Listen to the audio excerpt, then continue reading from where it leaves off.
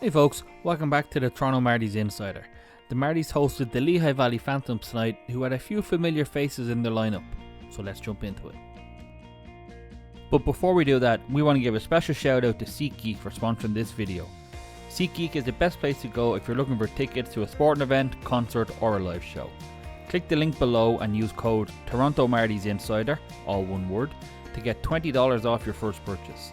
SeatGeek will let you know if the tickets you want are a good value or not with their 1 to 10 rating system to ensure you always get the best bang for your buck. So make sure you check them out and use the promo code Toronto Marlies Insider to save $20. The first period was a bit of a dud as far as offense goes for the Marlies, but at the other end of the rink, Dennis Hildeby was putting on an absolute masterclass in goaltending, and if we're being honest, if it wasn't for him, it could easily have been 3 or 4-0.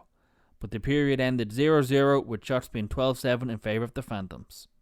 The Marlies had 3 power plays, 2 of which actually overlapped to start the second period, but they couldn't find any real offense. It was the Phantoms who took the lead thanks to a power play goal in the second. Ole Lixell finished off a free-flowing move to give them the lead. Tanner Legzinski and Cooper Marady with the assists. With Hildeby again playing out of this world, he managed to keep the score at 1-0. Shots in the period were 11-9 to Lehigh Valley. The Phantoms doubled their lead thanks to 2 of those familiar faces we mentioned earlier. Victor Mette's clearance around the boards landed perfectly and set Garrett Wilson free down the right wing just as the Marlies power play had ended. With little to no pressure, he had plenty of time and space to pick a spot and beat Hildeby high over his left shoulder. The Marlies then, unexpectedly and against their run of play if we're being honest, pulled them back with 5:20 left in the game. Kiefer Bellows, who has genuinely been on absolute fire since joining the team, scored a lovely one-timer following a trademark rink-wide pass from Joe Blandisi. This certainly bred some life into the Marlies fans in attendance. William Villeneuve was also credited with the assist. Unfortunately though, it wasn't enough and the game ended 2-1 to Lehigh Valley. Shots in the third were 11-9 to the Phantoms and 34-25 to them overall.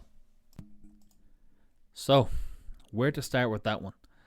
It could have easily been the most lackluster Marlies performance we have seen in years. We struggled with possession and constantly gave it away with loose passes, and I do mean constantly. The fans close to us and the ones we were chatting to after the game were very critical of William Villeneuve in particular, and we genuinely wouldn't be surprised if he was a healthy scratch for the game on Friday and Saturday against Cleveland. That's assuming Topi Niemela is clear to play. If he is, we fully expect him to come in and take Villeneuve's spot. To compound these simple passing errors, our zone entrances were very sloppy and very unorganised, which is not something you would normally associate with a John Gruden coached team. We know Gruden likes to play high intensity attacking hockey, but we get the feeling that he may be overcorrected after Sunday's loss. On Saturday, we saw a lot of rink-wide passes, a lot of 100-foot passes that worked, and the Marlies got a big win. But on Sunday, they tried the same routine and it didn't work, and that maybe contributed to our loss. There's also a lot of line changes which will always lead to 1 or 2 chemistry issues. Alex Steeves in particular was a massive miss, and outside of Kiefer Bellows, we again appear to be a bit toothless in front of goal. The return of Bobby McMahon and Simon Benoit from the Maple Leafs, however short their stay might be with us, will be a delight to the ear of John Gruden as the team looks to avoid losing 3 in a row for the first time this season. Now, Steeves and McMahon will obviously bolster our offense, that goes without saying. But some of our old habits were starting to sneak back in tonight.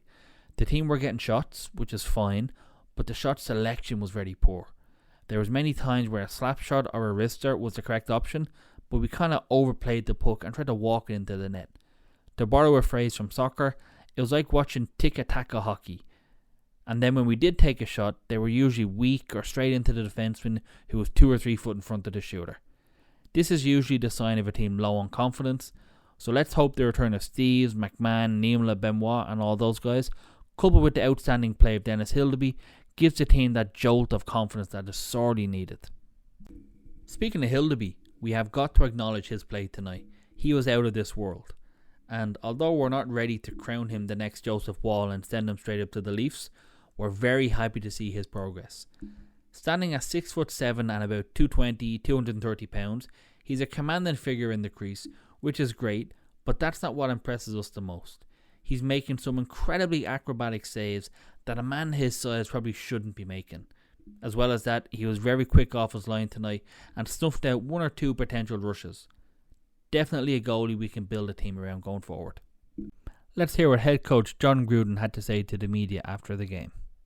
It was a tight back and forth game for most of the game, but what did Lehigh Valley do so well to contain you guys? Well, we said that was going to be a challenge. I mean, they're a big, heavy team. They're willing to play an old school game of winning the battles along the walls and throwing pucks to the net and grinding you out. And they did a pretty good job of it. Thought at times we managed it well, but at the end of the day, it's just going to be a good test for us moving forward. Despite the loss, what impressed you about Dennis Hildeby's performance tonight? Well, I mean, if it wasn't for him, we would have had a tough climb ahead in the first period. So, yeah, I mean, some of the saves he made were remarkable. He gave us a chance, and I mean, he's playing confident. And again, it's really well done on his part. Kiefer Bellows continued his point streak tonight, even though you guys didn't win.